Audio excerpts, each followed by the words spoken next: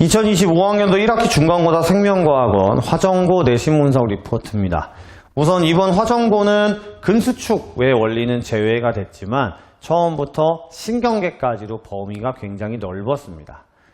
보통 고양시 파주시에서의 총 20개 넘는 학교들을 가르치고 있는데 이 신경계까지 시험을 본 학교가 3개 학교 정도밖에 안 되기 때문에 보통 다른 학교 같은 경우는 처음부터 신경전도까지 보는 편이라서 이 신경계 파트를 겨울방학 때 좀 공부를 해놓지 않았다면 중학교 때 배운 내용이긴 하지만 생각보다 암기할 것이 많고 그 다음에 복잡한 언어적 부분을 가지고 있는 부분이기 때문에 시험 문제가 전체적으로 이렇게 골고루 출제가 돼버리면 학생들이 공부하는데 어려움이 많지 않았을까라고 보여지는 시험이었고요.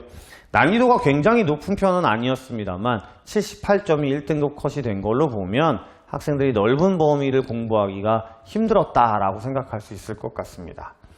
객관식 26문항이 출제가 됐고요. 서술형은 없었습니다.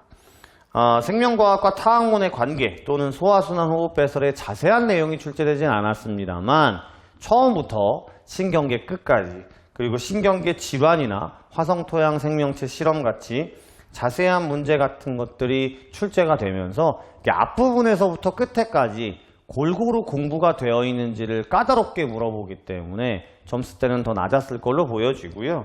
가장 어렵다고 하는 신경전도 계산, 막전이 계산 같은 문제도 학생들이 내신 대비를 하면서 볼 수 있는 고3 모의고사나 수능 특강에서 비슷한 문제를 지문을 가지고 오는 문제가 아니라 변형된 문제가 이렇게 새로 만들어진 것 같은 문제를 출제를 하면서 결국에는 화정고 친구들, 올해 본 친구들도 보겠지만 내년을 준비하는 친구들 같은 경우는 이 단원에 대해서 기존에 나왔던 내신 기출 문제들을 명확하게 공부하는 게 좋지 않나 라고 보여지는 시험이었습니다.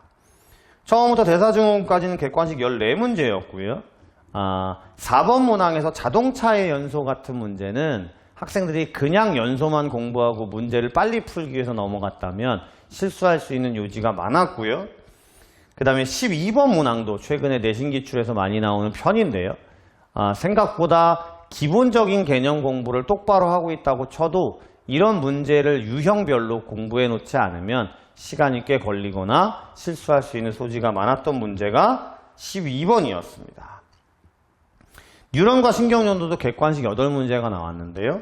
15번 같은 경우도 최근에 이렇게 여러 개의 뉴런들을 연결해 놓고 자극을 주면 전달되는 부분이 어느 부분이냐 이런 것들을 묻는 문제도 학생들이 실수할 소지가 많았고요.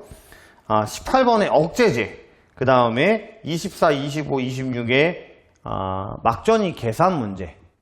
물론 25번이 2022학년도 9월 고3 학평 변형이긴 했습니다만 나머지 문제는 새로 만들어진 유형의 신유형의 문제였기 때문에 학생들이 조금 시험지를 받았을 때 당황했을 수 있다라고 보여집니다. 신경계는 객관식 4문항만 출제가 됐고요. 기본 문항만 출제가 된 편이긴 하지만 22번에 파킨슨이나 알츠하이머 같이 신경계 질환 문제까지 출제를 하면서 처음부터 끝까지 아주 골고루 문제를 출제한 부분이 있었고요.